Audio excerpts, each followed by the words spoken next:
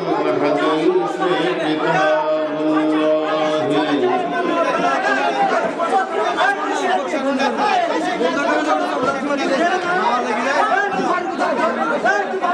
আপনারা কেউ উঠিয়েন না, একটা এরকম হতেই পারে, এই জন্যে আপনারা কেউ উঠিয়েন না। আপনাদেরকে হাত জোর করে বলছি, আল্লাহর রাস্তায় বলছি যে উঠিয়েন না।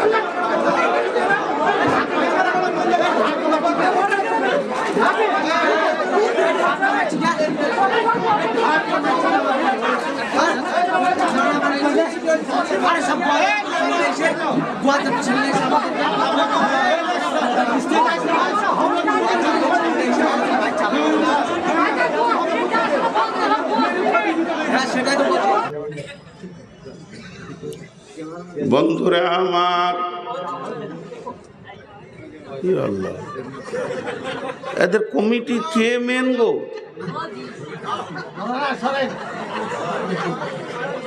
আবার কেউ আসবে নাকি এরপর?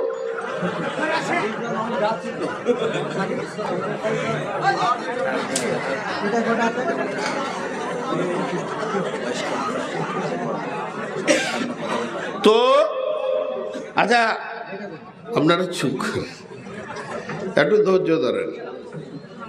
তো আমি যে কথা আপনাদের কাছে বলতে চাইছি, একটা ছোট্ট ঘটনা আপনাদের কাছে শোনাই। বিশ্বনবী ফজরের সালাত পড়ে সালাম ফিরার পর যখন মুক্তাদিদের দিকে বসতেন, কখনো কখনো প্রশ্ন করতেন, তোমরা কি কোনো স্বপ্ন দেখেছো কি? তোমরা বলো, তোমরা তোমাদের স্বপ্নগুলি আমাকে বলবে এবং ওই স্বপ্নটার মানে আমি বিশ্বনবী তোমাকে সুন্দর করে ব্যাখ্যা বুঝিয়ে দেব। কোনদিন আবার নবীজি নিজেই বলতেন, আমি স্বপ্ন দেখেছি, তোমরা বসে যাও, যার ব্যাখ্যাটা এইরকম হবে। একদিন আল্লাহর নবী মসজিদে নববীতে সালাম ফিরলেন। এমন সময় একজন সাহাবী বললেন, ও দয়ার নবী, আজকে আমি ঘুমের ভিতরে একটি স্বপ্ন দেখেছি এবং সেই স্বপ্নটা আমি আপনাকে বলছি, যার ব্যাখ্যাটা আপনি আমাকে দেবেন। কাতার ভেঙে গেল, নামাজ শেষ, লোকগুলি এক জায়গায় এসে জমে গেল। আর আবু বাকার ছিলেন রসুলের পেছনে। আবু বাকার রাদিয়াল্লাহু তাআলা আনহু ও কাতার থেকে বের হয়ে গিয়ে রসুলের গায়ে বসলেন, রসুলের পাশে বসলেন, বসে মুক্তাদির দিকে মুখ করে বসে আছে। এবার যে স্বপ্ন দেখেছে বলতে শুরু করলো। স্বপ্নটা দেখেন কেমন। দয়ার নবী, আমার মাথার উপরে একটা কালো মেঘ, জমাট মেঘ, মেঘটা এত ঘন, এক্ষুনি বৃষ্টি হবে। তারপরে দেখলাম না, মেঘে বৃষ্টি শুরু হয়ে গেল। এবার যখন বৃষ্টি শুরু হলো তো জিন আর ইনসান ওই বৃষ্টিতে হাজির হয়ে গেছে। সেই বৃষ্টিটা কিসের? সেটা পানির নয়, সেটা দুধ নয়, শরাব নয়, ওটা মধু বর্ষণ হচ্ছে। জিন আর ইনসান এইভাবে হাত নিয়ে খেতে শুরু করলো। কেউ পেট ভরে খেলো, কেউ এক ঘুঁট খেলো, দুই ঘুঁট খেলো, কেউ আবার সামান্য চিকে দেখলো। এমনও জিন পাওয়া গেল, মানুষ পাওয়া গেল, যারা ওই মধু চাটলো না, দেখলো না। তারপরে দেখছি বিশ্বনবী গো, ওই বৃষ্টির মাঝে একটা লম্বা রশি ঝুলছে। একটা লোক ওইটা ধরে উঠে চলে গেল, দ্বিতীয় লোকটা চলে গেলেন, তৃতীয় নম্বর লোকটা যেতে গেল, কিন্তু দড়িটা ছিঁড়ে গেল। লোকটা বড় মজবুত ছিল, ওখানে তাড়াতাড়ি করে গিঁড় দিল, গিঁড়া দিয়ে সেও চলে গেল। আমার ঘুম ভেঙে গেল। ওর ব্যাখ্যা বলা হয়ে গেল, এটা করেন সুবিধা তো এখানে। ওর ব্যাখ্যা বলা, ওর স্বপ্ন বলা হয়ে গেল। এবার আবু বাকার কি করছে? আবু বাকার একবার রসুলের মুখের দিকে দেখছেন, আর একবার স্বপ্ন যে দেখেছে তার দিকে দেখছেন, এরকম করছে। তা আল্লাহ নবী বলছেন, আবু বকর তুমি কেন এমন করছো? কি ব্যাপার, তোমার কি হয়েছে যে তুমি আমার দিকে তাকাচ্ছ, ওর দিকে তাকাচ্ছ? তো আল্লাহ রসুল বললেন, আবু বকর বললেন, ইয়া রাসূলুল্লাহ, এই ভাই যে স্বপ্নটা দেখেছে, এর স্বপ্নের মানেটা আমি কিন্তু করতে পারবো, আমার বুকে সাহস হচ্ছে। তবে যদি আপনি পারমিশন দেন, আপনি বেঁচে আছেন, ভুল হলে বলে দেবেন, কিন্তু আমার মনটা চাইছে স্বপ্নের মানেটা আমি করব। নবীজি পারমিশন দিলেন, যাও তুমি করো, আমি শুনি, তুমি করো। এবার আবু বকর বলতে শুরু করলেন, ভাই আপনি মাথার ওপরে কালো ছায়া দেখেছেন, মেঘ দেখেছেন, ওটা কোনো মেঘ নয়, বৃষ্টি নয়, বাদল নয়, ওটা হলো ইসলামের সুশীতল ছায়া। পৃথিবীতে ইসলাম নামে একটা ইজিম্মা মতবাদ এসেছে, যতজন ওর ভিতরে ঢুকবে ওই ছায়াতে তারা অবস্থান করবে। অতএব ইসলাম একটা সুশীতল ছায়া এনেছে। এরপরে আপনি দেখেছেন ওই মেঘ থেকে মধু বর্ষণ শুরু হলো। ও ভাই বন্ধু, ওটা মধু নয়, ইসলামে কোরআন নাজিল হতে শুরু হলো। এই মধুটাই আপনি ওখানে দেখেছেন যে ওখানে কোরআন নাজিল হচ্ছে। এরপরে দেখেছেন আর জিন ইনসান সেই মধু খেতে গেল। সেই মধু যখন খেতে তারা গেছে, কেউ পেট ভরে খেয়েছে, কেউ সামান্য খেয়েছে, কেউ চিখে দেখেছে। তার মানে যে লোকটা কোরআনকে পেট ভরে খেয়েছে, ওই মধু খেয়েছে, আল্লাহ তাকে পৃথিবীর বুকে কোরআনের হাফেজ বানাবেন, আলেম বানাবেন, মুফাসসির বানাবেন। আর যে লোকটা অল্প খেয়েছে, একটা দুটা সূরা মুখস্থ করবে, এর বেশি পারবে না। যে চিখেছে হালকা ছোট ছোট দুটি সূরা নিয়ে তার জিন্দেগি কাটবে। আর যে লোকটা ওই মধু চিখলো না, খেলো না, ওখানে গেল না, দুনিয়ার বুকে আল্লাহ তাকে কোরআনের জ্ঞান দেবেন না। এরপরে তার ভিতরে বৃষ্টিতে একটা রশি ঝুলতে দেখেছেন, এটা কোনো রশি নয়। এই যে আপনারা জাতীয় সড়ক দেখছেন, 34 নম্বর সড়ক, জিটি রোড দেখছেন আসানসোলের ওপর দিয়ে, বোম্বাই রুট দেখছেন, পৃথিবীর যত বড় রোড দেখবেন, দেখেন না কেন, চামড়ার চোখে দেখলে দেখতে পাবেন না, ইমানের চোখে দেখেন। কোরআনের ভিতরে একটা হাই রোড রয়েছে, যে রোডটাতে কেউ উঠলে আল্লাহ তাকে জান্নাত পর্যন্ত পৌঁছে দেবেন। সেই রোডটা কোরআনের ভিতরে আছে। এই জিটি রোড আপনাকে দিল্লি, পাঞ্জাব, পাকিস্তান পৌঁছে দেবে, আপনাকে জাতীয় সড়ক শিলিগুড়ি পৌঁছে দেবে। আর কোরআনের ভিতরে যে রোডটা আছে, এই রোডটা যদি কেউ একবার ধরতে পারে, তার জান্নাতে পর্যন্ত সে পৌঁছে যাবে, জাহান্নাম থেকে মুক্তি পেয়ে যাবে। তো তুমি যে রশিটা দেখেছো, ওটা কোনো রশি নয়, ওটা কোরআনের একটা আয়াত।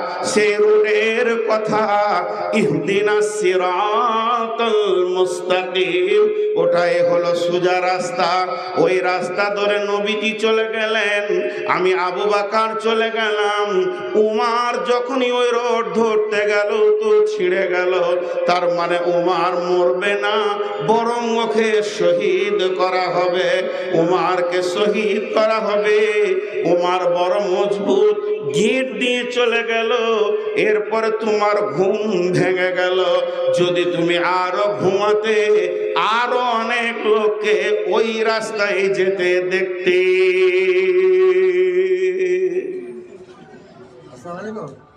ঘটনাটা আমার শোনানোর উদ্দেশ্য একটু জায়গা, ইসলাম হলো সুশীতল ঠান্ডা ছায়ার নাম। আজকে যদি খোদ বলা শীতে একটা ঠান্ডা ছায়া থাকে, আর এলাকাটা যদি বৈশাখ কালবৈশাখের মাটি ফাটানো রোদে যদি চরচর করে ফাটে তো লোক আস্তে আস্তে এসে ওই বরগাছের ছায়াতে বসবে। তো বিশ্বনবী এমন ছায়া দিয়ে গেলেন, বেঈমান, নাস্তিক, লম্পট, চোর, মাতাল, জুয়ারি সব এসে ইসলামের ছায়াতে জান ঠান্ডা করেছেন। এর নাম ইসলাম। যে মানুষকে তার ভিতর হু হু হু করে জ্বলছে এমন একটা জায়গায় এসে সে বসবে, জান ঠান্ডা হয়ে যাবে, তার নাম ইসলাম। সাহাবীরা কত কষ্টে দুঃখে ভুগেছে, ইসলাম তাদেরকে শান্তির সুশীতল ছায়া দিয়েছে।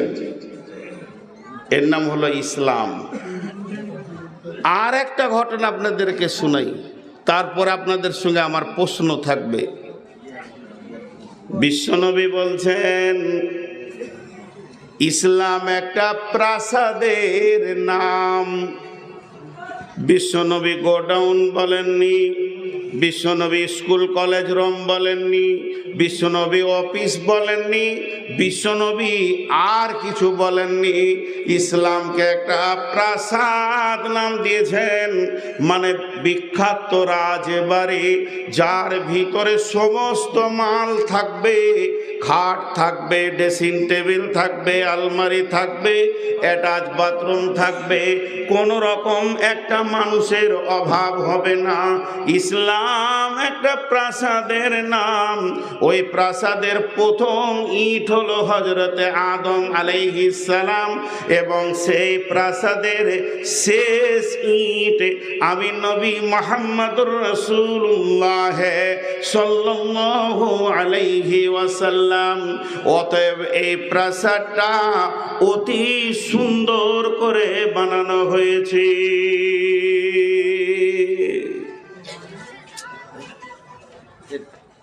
ইসলাম একটা প্রাসাদের নাম।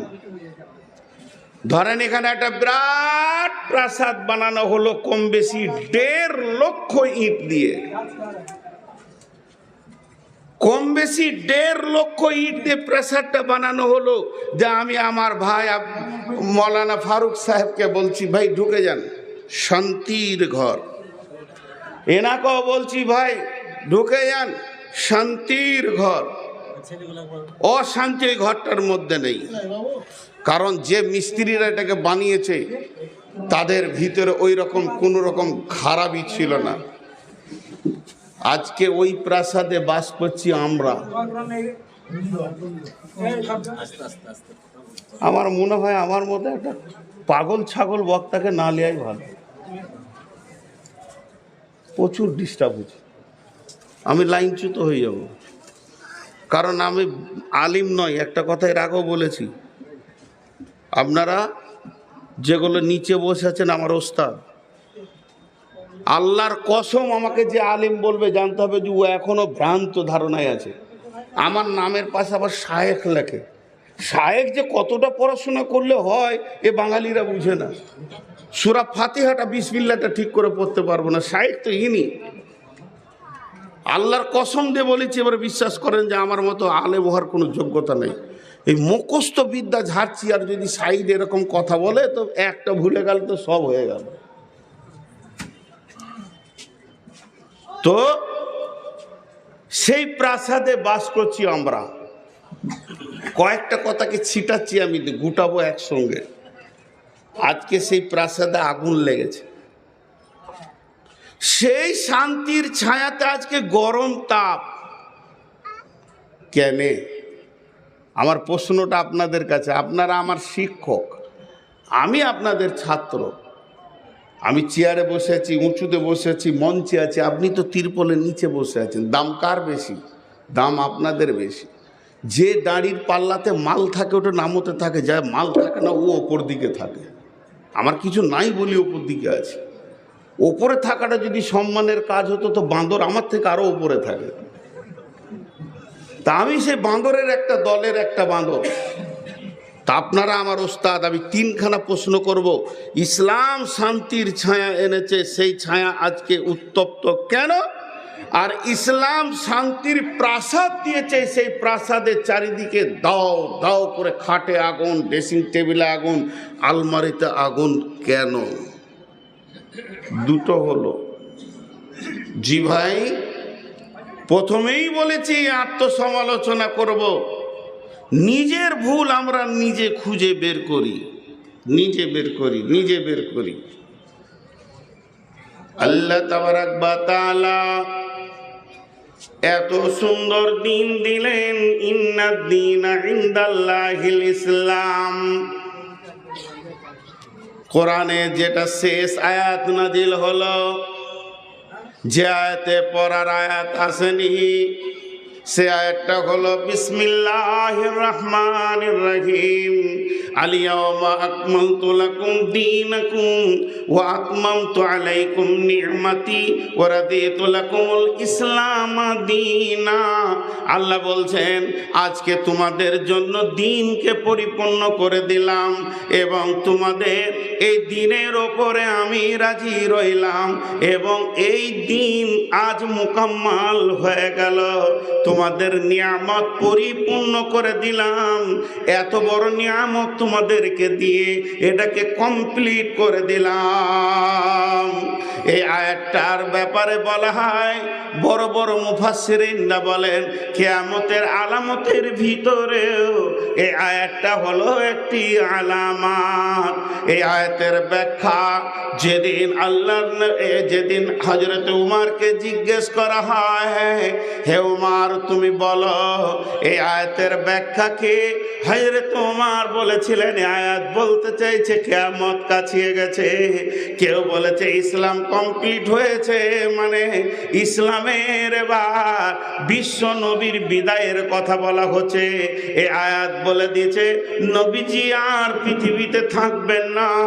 আবু বকর কান্না করেছিলেন, তার মানে নবীজিকে তো পাঠানো হয়েছে দিনকে শিক্ষা দেওয়ার জন্যে। আজকে যদি দিন কমপ্লিট হয়ে যায় তো বুঝে নিতে হবে আর নবী বিশ্বে থাকবে না। কেউ কেঁদেছিলেন, কেউ বলেছিলেন এটা কিয়ামতের সংবাদ এনেছে আয়াতটা।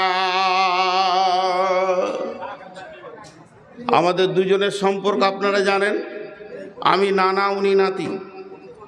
ধরেন আমি মুরব্বী বয়সে, কিন্তু জ্ঞান গরিমা কিছু নেই। আমার নাতিকে আপনারা খোদ পলাশি মাদ্রাসায় হেড মৌলানা হিসেবে নিয়োগ নিতে চাইছেন, আর আমি তখন আপনাদের কাছে 20 টাকার স্ট্যাম্প পেপারে লিখিত নিচ্ছি, নিয়ে যান। যেদিন বুখারি শেষ হয়ে যাবে মাদ্রাসায়, সেদিন ওনার চাকরি শেষ, উনি নিজের দেশে ফিরে আসবে। আপনাকে শুধু 1 বছরের দিলাম কমিটিকে। উনি এসে বিসমিল্লাহ বলে শুরু করছে। যেদিন উনি শুরু করলেন কালেমা তানে হাবিবা তানে, কালেমা বুখারি শেষ হাদিস পড়তে শুরু করলেন, সেদিন মাদ্রাসাওয়ালাকে বুঝে নিতে হবে মৌলানা ফারুক সাহেবের আজকে শেষ দিন, চলে যাবে। যে কাজের জন্য পাঠানো হয়েছিল তা কমপ্লিট হয়ে গেছে। তো একটা উদাহরণ দিব এখানে। উদাহরণটা কেমন? গ্রিল, এই যে লোহার গ্রিল ওই যে লাগানো আছে, যখন গ্রিলটা শুরু হয়েছিল প্রতি মুহূর্তে ওর ওজন বাড়ছিল। কথাটা বোঝাতে পেরেছি? একটা অ্যাঙ্গেল দিয়ে শুরু করেছে, আরেকটা লাগালো, আরেকটা লাগাচ্ছে, একটা ফুল দিচ্ছে, আবার তার মানে কি প্রতি মুহূর্তে ও কি হতে চলেছে? বাড়তে চলেছে ওজন। যেদিন শেষ ঝালটা মেরে দেবে আপনার হাতে দিচ্ছে মিস্ত্রি, সেদিন থেকে ওজন বাড়বে না কমবে? লোহার একটা এমন গুণ, সেদিন থেকে ওজন কমবে। এবার জং ধরবে, সেই রূপ থাকবে না, কোনোটা ছেড়ে পড়বে, অ্যাঙ্গেল ছেড়ে পড়বে, ফুল ছেড়ে পড়বে, আস্তে আস্তে আস্তে আস্তে ঝাঁঝরা হয়ে যাবে। তো হযরত উমর বলেছিলেন, নবীজি যতদিন বেঁচে ছিলেন নতুন নতুন আয়াত, নিয়ম কানুন ইসলামের শুরু হতে চলেছিল।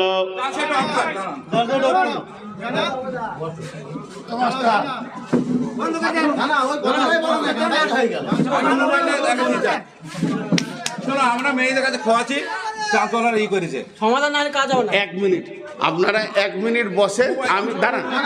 আপনারা 1 মিনিট আমাকে বলতে দেন, আমাকে বলতে দেন। আপনারা 1 মিনিট বসেন।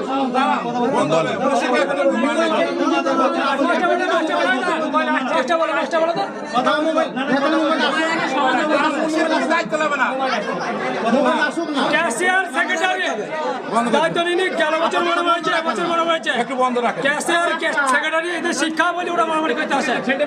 কোথাকে ডাকেন? যে ছেলেগুলো মেরে গেছে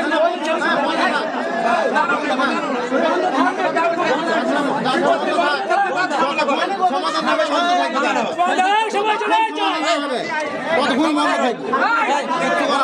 ঠিক আছে, এটা নিচে দাও, এটা নিচে ঠিক আছে। এরকম শিক্ষা করবে না।